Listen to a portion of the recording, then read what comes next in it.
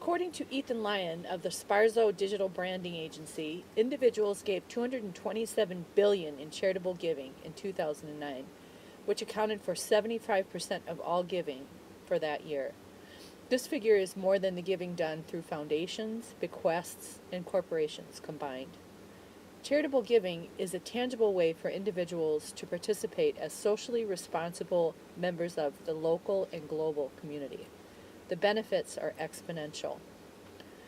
The main points I'd like to make regarding charitable giving are the individual personal benefit, the individual spiritual and health benefit, and the community benefit.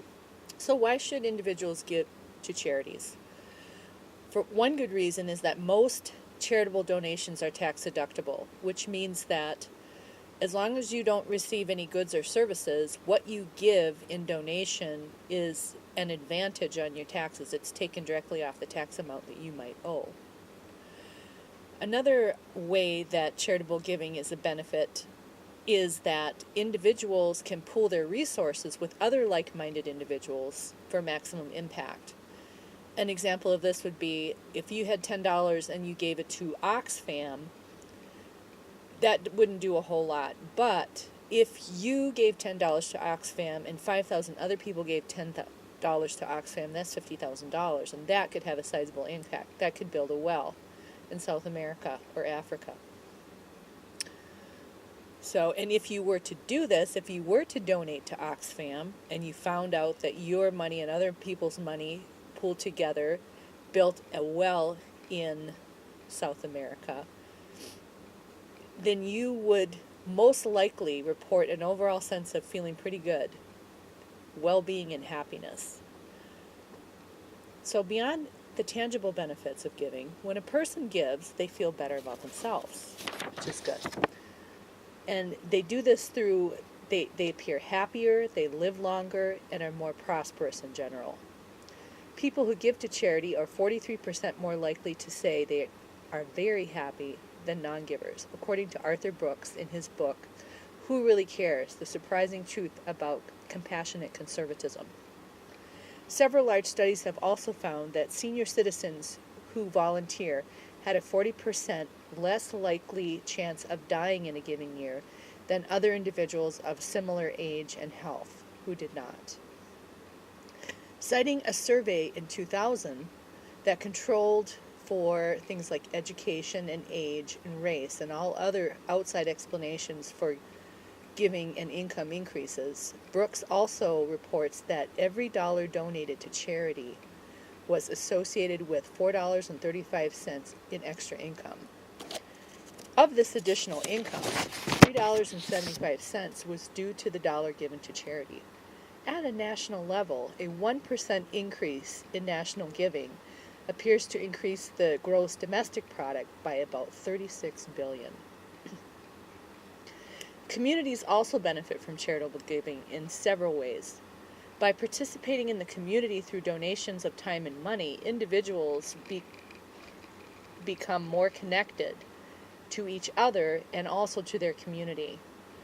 I have an example of this. In my neighborhood, I don't know many people, but I do walk my dog around the block, and as I was doing so, I was approached by a man who said that his his grandmother had passed away and she wanted to raise money for Alzheimer's, and would we be willing to allow her to walk the dog? And she was charging $1 for each time. So we said, yes, we'd be happy to do that. And in the process of walking the dog around the block, I met the family on the corner who I haven't met for 2 years, didn't know them. And I know their daughter Lily, and she knows my family, and we ask about each other's families, and we're more connected. So it feels good. It feels when you're walking around and you can say hi to people and know their names and know that you share something in common. That is a very positive aspect of giving in the community.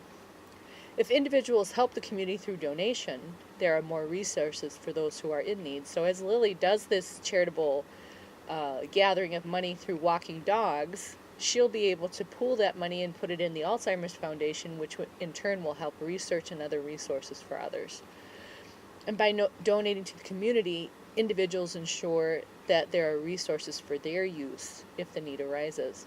Which is to say, and I had the personal experience of, as a single parent, when my children were much younger, I, through my church, was able to get them school clothes and school supplies, and I would not have been able to do so otherwise.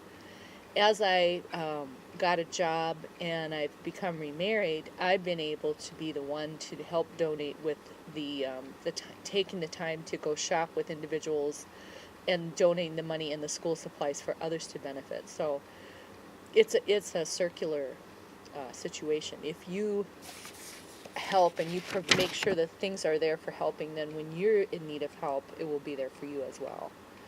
So, and in conclusion, an anonymous writer to a blog called The Simple Dollar shares a story about how his family always gives their excess homegrown produce to a local food shelf. This directly helped a family he was friends with afford to be able to stay in their house, otherwise they would have had to move from the community. So later on, when the writer was applying to colleges, his friend urged him to apply for a scholarship that completely paid for his tuition. His experience being a charitable giver gave him the idea and the confidence to ask for benevolence when he had a need. So charitable giving is more than a nice idea. It is a way for individuals to become connected to the community and the world on a more personal level. The benefits are truly circular. The more you give, the more you receive.